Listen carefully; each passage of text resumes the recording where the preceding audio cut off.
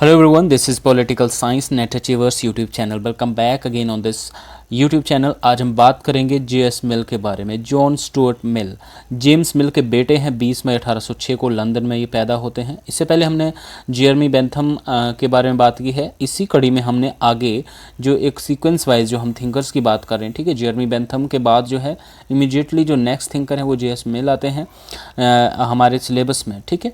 तो कुछ महत्वपूर्ण बातें हैं जेएस मिल के संदर्भ में जो हमारे एग्जाम के पॉइंट ऑफ व्यू से बहुत ज़रूरी है, ठीक है।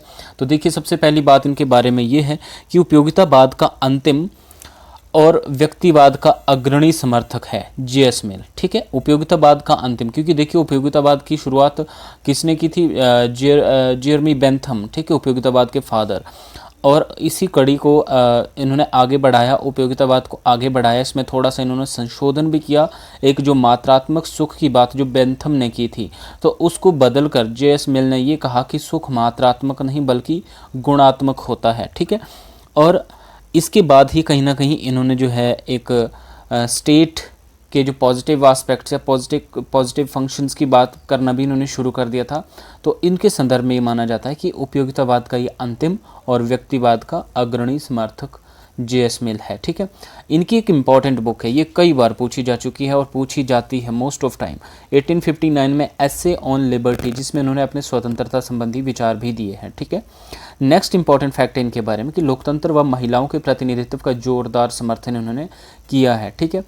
कहीं ना कहीं एक तरह से ये फेमिनिस्ट भी हैं, क्योंकि इन्होंने कहीं ना कहीं महिलाओं के अधिकारों की इन्होंने बात की है, महिलाओं के प्रतिनिधित्व की इन्होंने बात की है, ठीक है। कंसिडरेशन ऑन रिप्रेजेंटेटिव गवर्नमेंट, ये इनकी बुक 1861 में आई थी, ठीक है। Consideration on representative government 1861। Next हम देखते हैं कि देखिए इन्होंने कल्याणकारी राज्य का समर्थन किया, ठीक है। वेलफेयर स्टेट का समर्थन इन्होंने किया, जहाँ पे कहीं ना कहीं स्टेट के जो इंटरवेंशन की बात की जाती है, ठीक है। देखिए, हस्तक्षेपवादी की जगह इन्होंने हस्तक्षेपवादी राज्य का समर्थन किया। ये जो इंटरफेयर, स्टेट के इंटरफेयर की इन्होंने बात की है वो अदर रिगार्डिंग एक्शन में की है, ठीक है। आप ऐसा कोई भी काम नहीं कर सकते जिससे दूसरों की स्वतंत्रता का हनन हो रहा हो, ठीक है। आपकी अपनी भी स्वतंत्रता है माना, लेकिन आपको कोई हक नहीं कि रात के 12 बजे आप डीजे बजा के आप डांस करिए, क्योंकि वहाँ पे दूसरे लोगों को सोने का अधिकार है, ठीक है। आसपास के जो लोग हैं अगर वो आपकी वजह से डिस्टर्ब हो रहे हैं तो वहाँ पे आपकी उन स्वतंत्रताओं पर प्रतिबंध लगा सकता है, राज्य वहाँ पे इंटरफेयर कर सकता है, ठीक है। ये इसी जगह पे इन्होंने जो राज्य के हस्तक्षेप की बात की है। और जैसा कि अहस्तक्षेपवादी राज्य जो लेजिस्लेचर की बात करते हैं वो आपके जॉन लॉक और एडम स्मिथ और जेरमी बेंथम, ये लोग उससे जुड़े थे, लेकिन इन्होंने क्या किया? हस्तक्षेप वादी राज्य की इन्होंने बात की है, ठीक है। प्रिंसिपल ऑफ पॉलिटिकल इकोनॉमी 1848 में इनकी बहुत इंपॉर्टेंट बुक आई है, principle of political economy. Now who said, Mill पहला उदारवादी विचारक है जिसने व्यक्ति व राज्य के बीच समाज नामक तीसरे तत्व की खोज कर दी। तो सेवाइन ने इनके संदर्भ में ये कहा, ये बहुत इंपॉर्टेंट कोटेशन है और आप याद रखिएगा। नेक्स्ट है, मिल टॉकविले की बुक डेमोक्रेसी इन अमेरिका से बहुत प्रभावित था। तो देखिए, डेमोक्रेसी इन अमेरिका किसकी बुक है? अलेक्सिस डी टॉकविले की बुक है, ठीक है। इनकी बुक से ये काफ़ी प्रभावित हुए हैं जेएस मिल। इस तरीके से भी क्वेश्चन कई बार पूछे जा सकते हैं, ठीक है। नाउ हु सेड, अमेरिका में लोकतंत्र नहीं बल्कि बहुमत का निरंकुश तंत्र है। तो ये किसने कहा है? डी टॉकविले ने कहा है, क्योंकि डेमोक्रेसी इन अमेरिका की बात कौन कर रहा है? डी टॉकविले कर रहा है। तो उन्होंने ये कहा है कि अमेरिका में लोकतंत्र नहीं बल्कि बहुमत का निरंकुश तंत्र है, ठीक है, ये टॉकविले ने कहा है।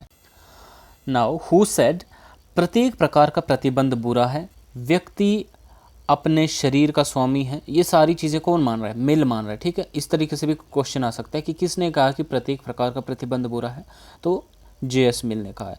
व्यक्ति अपने शरीर का स्वामी है, किसने कहा है? जेएस मिल ने कहा है। अभिव्यक्ति, विचार व भाषण की स्वतंत्रता की बात की। देखिए, इसमें इन्होंने 3 तरह की स्वतंत्रताओं की बात की है।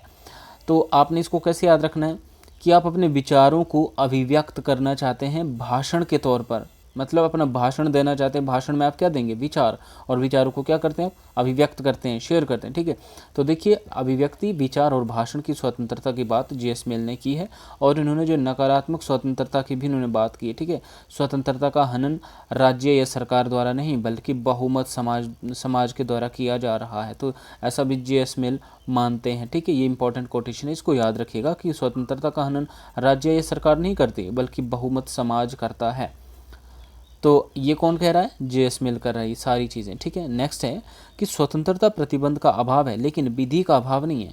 जे.एस. मिल ने ये कहा है कि स्वतंत्रता क्या है, प्रतिबंधों का अभाव है लेकिन विधि का अभाव नहीं है, मतलब प्रतिबंध नहीं होने चाहिए तो एक तरह से आपकी स्वतंत्रता है, बल्कि स्वतंत्रता होने का मतलब ये नहीं कि आप कानून ही मत बनाओ, ठीक है, कि भाई कानून नहीं है तो भैया आप स्वतंत्र हैं, ठीक है। यहाँ पे सिर्फ प्रतिबंधों का अभाव बताया कि प्रतिबंध नहीं होनी चाहिए आपकी स्वतंत्रता, बाकी कानून होना चाहिए, ठीक है। नेक्स्ट है संवैधानिक शासन का समर्थन किया है इन्होंने, ठीक है। और व्यक्ति को विचार, अभिव्यक्ति, समूह बनाने तथा कार्य करने की स्वतंत्रता की इन्होंने बात की है। विचार व स्वतंत्रता, अभिव्यक्ति की स्वतंत्रता पर अत्यधिक इन्होंने बल दिया है। कौन सी स्वतंत्रता पर बल दिया है, विचार व स्वतंत्रता, और अभिव्यक्ति, विचार व अभिव्यक्ति की स्वतंत्रता पर इन्होंने जो है ज़्यादा बल दिया है, ठीक है। विचार विमर्श द्वारा सत्य की प्राप्ति पर इन्होंने ज़्यादा बल दिया है, ठीक है। सत्य की प्राप्ति कैसे, विचार करके, ठीक है। सत्य की प्राप्ति कैसे होगी, विचार करके, ठीक है। नाउ एक व्यक्ति यदि समूची सभ्यता के खिलाफ बोले तो उसे चुप नहीं कराया जा सकता। ये भी किसने कहा है, जे.एस. मिल ने ये कहा है। अगर दूसरे की समान स्वतंत्रता का हनन करोगे तो स्वतंत्रता पर प्रतिबंध लगाया जा सकता है। वही बात आ गई कि हमने जैसे कहा था कि आपकी जो स्वतंत्रता है वो तभी तक जायज़ है जब तक वो किसी दूसरे की स्वतंत्रता के आड़े नहीं आ रही है, दूसरे की स्वतंत्रता के मार्ग में रोड़ा नहीं पैदा कर रही है, तभी तक आपकी स्वतंत्रता जायज़ है। लेकिन अगर आपकी स्वतंत्रता की वजह से दूसरे की स्वतंत्रता का हनन हो रहा है तो वहाँ पर आपकी स्वतंत्रता पर उचित प्रतिबंध लगाया जा सकता है। ये self regarding action and other regarding action मेल करने के लिए, मैच करने के लिए ये क्वेश्चन कई बार पूछा जाता है कि किसने सेल्फ रिगार्डिंग, आत्मपरक और वस्तुपरक, मतलब आत्मपरक सेल्फ रिगार्डिंग और अदर रिगार्डिंग एक्शन की बात की, तो जे.एस. मिल ने की। सेल्फ रिगार्डिंग एक्शन क्या होते हैं, आपके वो एक्शन जो सिर्फ आपसे ही संबंधित है, आप पर ही उसका प्रभाव पड़ता है, चाहे पॉजिटिव हो चाहे नेगेटिव हो, ठीक है, वो सिर्फ आप ही की सरदर्दी है, ठीक है। लेकिन जो अदर रिगार्डिंग एक्शन है, ये वो काम है, वो एक्शन है जो अगर आपके करने से दूसरों पर उसका कोई नेगेटिव इम्पैक्ट पड़ता है, ठीक है, तो वो अदर रिगार्डिंग एक्शन होते हैं, ठीक है। दूसरों पे, मतलब आपके जिस काम से दूसरों पे कोई ना कोई फ़र्क पड़ता हो, that is called other regarding action. और यहाँ पर जे.एस. मिल ने जो है अदर रिगार्डिंग एक्शन में ही स्टेट की इंटरवेंशन की बात की है। आपके से कोई भी काम जिससे जो दूसरों पे प्रभाव पड़ रहा हो, नकारात्मक प्रभाव पड़ रहा हो, तो वहाँ पे राज्य जो आपकी स्वतंत्रता पर इंटरवेंशन लगा सकती है, इंटरवेंशन कर सकती है, उसमें प्रतिबंध लगा सकती है ना। हु सेड, मिल की स्वतंत्रता खोखली है, उसका व्यक्तिवाद अमूर्त है, ये बार्कर ने कहा है, इसको याद रखिएगा, ठीक है ना। बेंथम के वन मैन वन वोट, तो किसने दिया ये concept, one man one vote, एक आदमी एक मत, ये बेंथम ने दिया, इसको उन्होंने अस्वीकृत किया और क्या कहा इसकी जगह, बहुल मतदान, ठीक, बहुल मतदान का इन्होंने समर्थन किया है।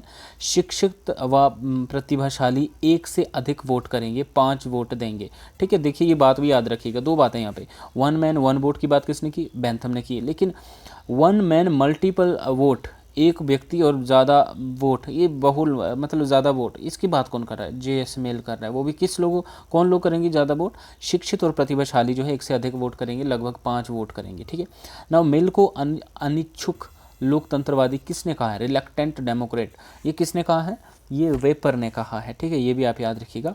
एक मत, एक व्यक्ति तथा बहुमत के शासन इत्यादि को मिल ने क्या किया, झूठा लोकतंत्र कहा है, ठीक है। और खुले मतदान तथा अनुपातिक प्रतिनिधित्व का इन्होंने समर्थन किया है। कैसे, खुले मतदान और अनुपातिक प्रतिनिधित्व का इन्होंने समर्थन किया है। नेक्स्ट इनकी एक 1869 में 1869 में एक बहुत इंपॉर्टेंट बुक आई थी, subjection of women, subjection of women, महिलाओं के मताधिकार का इन्होंने समर्थन किया है इसमें, ठीक है। अनुपातिक प्रतिनिधित्व का जन्मदाता किसको माना जाता है, हेयर को माना जाता है, ये आप याद रखिएगा, फैक्ट इन बिटवीन आ गया है, अनुपातिक प्रतिनिधित्व का जन्मदाता हेयर है, ठीक है।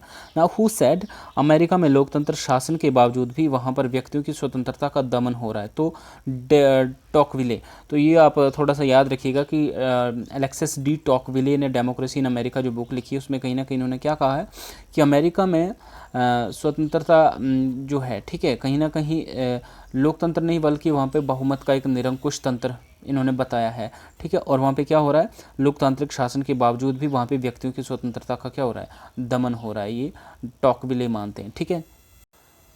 मिल ने बेंथम के उपयोगितावाद में बदलाव किया तथा सुखों की मात्रा की जगह गुण की क्वालिटी को ज़्यादा महत्व दिया, ठीक है, गुण को या क्वालिटी को ज़्यादा महत्व दिया। तो जैसे कि हमने ऑलरेडी बताया कि मिल के जो उपयोगितावाद था यूटिलिटेरियनिज्म में, उसमें इन्होंने चेंज किया है, संशोधन किया, और क्या कहा उसमें कि सुख जो है वो सिर्फ मात्रात्मक नहीं होते बल्कि गुणात्मक होते हैं, ठीक है।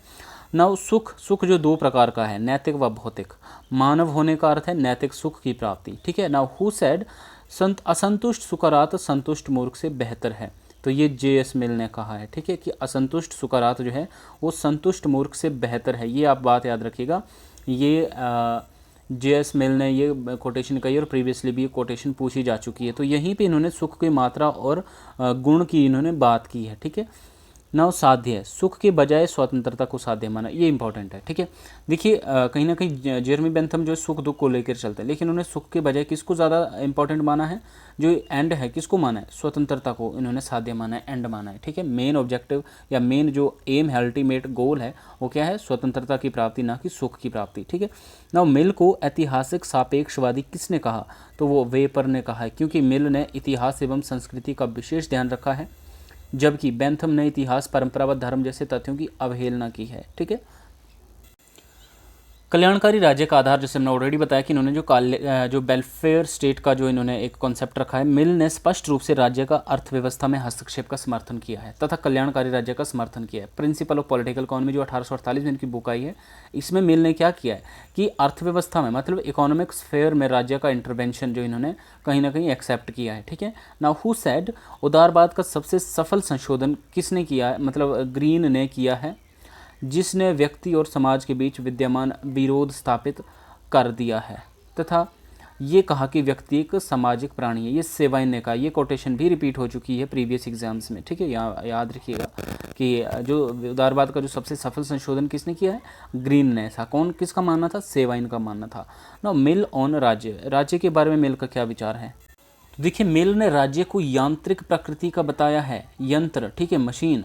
सैद्धांतिक रूप से पहली बार मिल ने कल्याणकारी राज्य का स्पष्ट प्रतिपादन किया है, ठीक है, और पहली बार अर्थव्यवस्था में राज्य के हस्तक्षेप को मिल ने स्वीकृत किया है, ठीक है। यहाँ से कहीं ना कहीं स्टेट की इंटरवेंशन की बात शुरू हुई थी, कहाँ से, मिल से, और यहीं पे कहीं ना कहीं कल्याणकारी राज्य का एक स्पष्ट प्रतिपादन किया गया था सैद्धांतिक तौर पर, ठीक है।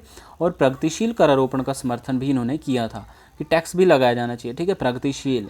और समाज में विषमता का मूल कारण सामंती व्यवस्था को इन्होंने माना है। अगर समाज में इनइक्वालिटी है, विषमता है, तो उसका मूल रीज़न क्या है, सामंती व्यवस्था को इन्होंने मेन रीज़न उसका माना है, ठीक है।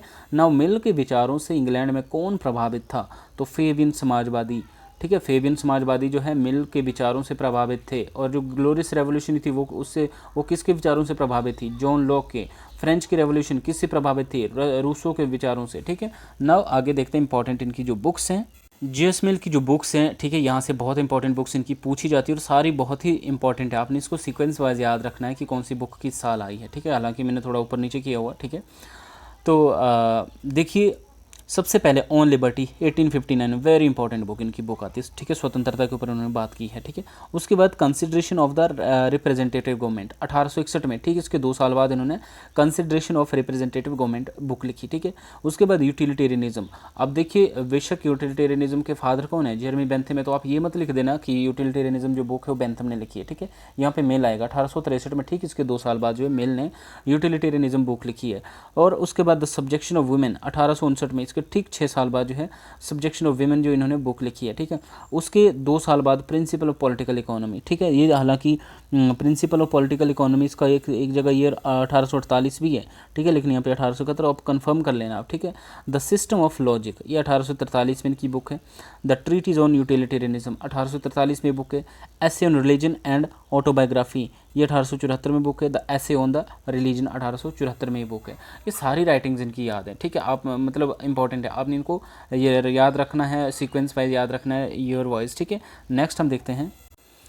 नेक्स्ट है देखिए, महिलाओं के लिए संपत्ति के अधिकार का समर्थन किसने किया है? महिलाओं के लिए संपत्ति के अधिकार का समर्थन भी जे.एस. मिल ने कहा है। महिलाओं के अधिकारों की बात की है, उनके लिए मत अधिकार की बात की है, और साथ ही साथ इन्होंने संपत्ति के अधिकार का भी समर्थन किया है। और पुरुष महिला वेतन में असमानता का इन्होंने विरोध किया है, ठीक है, कि एक काम के लिए जो है बराबर वेतन मिलना चाहिए पुरुष और महिलाओं को, ठीक है। उसमें असमानता नहीं होनी चाहिए कि पुरुषों को ज़्यादा वेतन दिया जा रहा है, महिलाओं को कम वेतन दिया जा रहा है, इसका इन्होंने विरोध किया है। और इनकी एक जो book a system of logic, ratiocinative and inductive, ये जे.एस. मिल ने 1843 में ये बुक लिखी है। तो ये सारे कुछ इंपॉर्टेंट फैक्ट्स है जे.एस. मिल के बारे में, जॉन स्टूअर्ट मिल के बारे में। आई होप सारे आपके लिए किसी न किसी तरीके से काम आएंगे, और काफ़ी ये डायरेक्ट से क्वेश्चन थे कुछ एक, ठीक है। तो आई होप आपकी तैयारियां भी अच्छी चल रही होंगी। अगर अच्छी नहीं चल रही तो अच्छी चलाइए, क्योंकि टाइम बहुत कम बचा हुआ है, ठीक है। तो मिलते हैं नेक्स्ट वीडियो में, तब तक जय हिंद।